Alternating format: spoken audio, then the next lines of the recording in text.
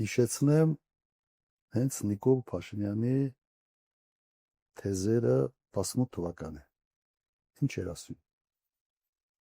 Ասում էր մենք ունենք փայլուն ժողովուրդ, կիրթ, խելոք,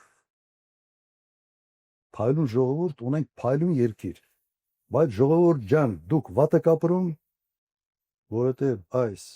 նախկինները, այս թալանչիները, այս սա բարիկները տանում են ձեզ փայ չեր անցնում, մենք այդ թալանացը կվերցնենք, կբերենք ձեզ կբաժակենք, բայց մենք ունենք փայլուն ժողովուրդ։ 7 տարի անց ինչ է ասում Նիկոլ Փաշինյանը։ Ասում դուք վատ եք ապրում,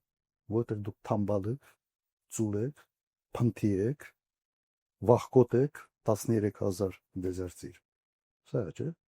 18 թվականի թեզերը եւ հիմիկվա թեզերը։ Եվ կոպիտ ասած կրթելու, լվալու կարիք կա այս ժողովրդին եւ կնոջ հետ լծվել են այդ գործին։ Ինչ է հիմա սա ասում։ Որովհետեւ ժողովրդի կյանքը չի լավացել, հակառակը վատացել է։ Աղքատությունը մնում է այդ 24%-ի վրա։ Հիմա ինչ ես։ Կամ պիտի ընդունի, որ թալանչին ինքն է դարել համար 1,